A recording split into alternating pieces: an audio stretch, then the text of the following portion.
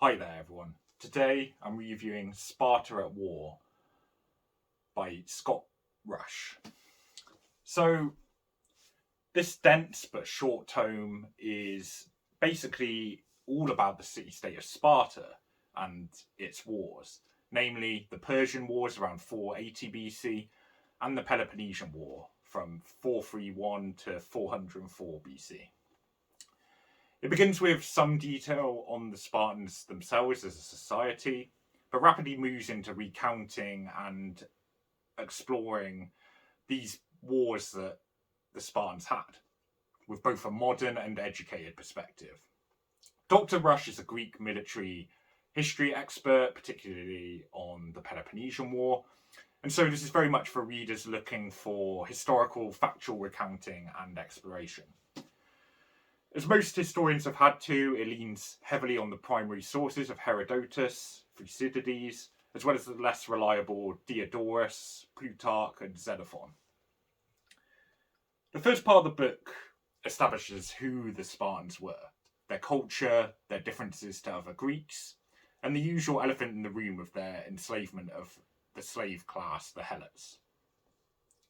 The primary sources of the Spartans, as I mentioned before, are sparse, but Dr. Rusch includes all the important ones, including the poems of Tyrtaeus, to help establish the wider society of the Spartans and their culture. They were not only warriors, but Greeks who engaged in art, landowning, and poetry.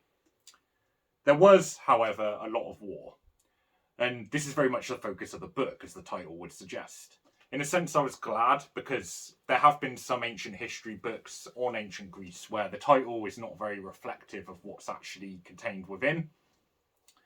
Imagine if that kind of intro to Spartan culture and society was too long, then, Sparta at War and the sort of subtitle of Strategy, Tactics and Campaigns from 550 to 362 is not very accurate. And I think that the dates there are accurate, because although there's a kind of background to when Sparta began, those are kind of that's the kind of entirety of the period covered here. So it seems to include kind of a necessary short but still detailed introduction about who the Spartans were, as well as enough focus on the wars, to my mind. The book includes a comprehensive set of battles that the Spartans engaged in: Marathon, Thermopylae, Salamis, Plataea, Aigos Spoto, Pylos and Sphacteria, and more.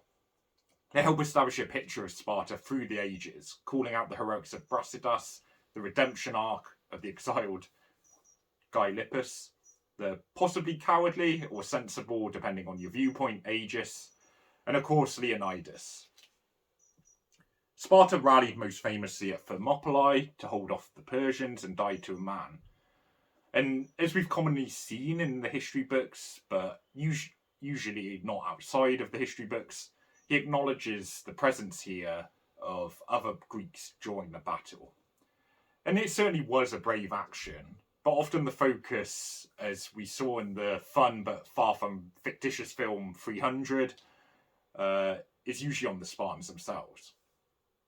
Historians have been speaking about the Spartan mirage for years, and although Dr. Rusch doesn't focus on this, he does a historian's job of calling out what seems accurate or not. And so I think the main strength of this book, though, is the military analysis, and that's unsurprising given the author's background. But it does give it a USP versus other books on the Spartans and their wars. The positioning of fleets, the importance of rations and supplies, the arrangement of the trireme. Dr. Rusch doesn't miss on these aspects, and it is where the book really excels. We occasionally get into the nitty-gritty details which historians have debated: how the phalanx fought, the techniques they used, the Spartan usage of cavalry and whether it was effective or not. You'll learn a lot about all of these aspects. I think something this book is to be applauded for, and let me see if I can quickly get one up here, is the black and white maps. And there is some colour photography as well. I'm not sure if that's showing up well, but there's plenty of maps in this book, and I wish a lot of historical books would include them. basically a historian's job in this kind of book is to paint a picture and give you a better understanding of the people or the events. And I think the maps really help with that, actually. For the Peloponnesian War, there's a lot of different battles, a lot of different factions over 27 years. So it can be quite confusing, and I think the maps just help shed light on what was actually going on a bit. And it does break up all the dense text. As primary sources go, we are missing Thucydides' final book, I should say, of the Peloponnesian War. So for the last period, we rely on other sources, such as Diodorus, Plutarch, or Xenophon. Dr. Rusch does a good job of highlighting the issues with these sources without over-elaborating. And it's representative of the book as a whole. It contains all the important parts and never really feels tired. But where I would say the book loses points is that it can be quite dry and heavy on terminology.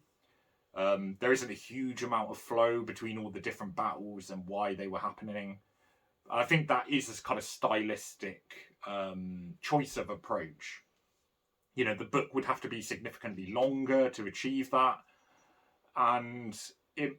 But it might have made it more readable for some people, especially if you're not familiar with the wars.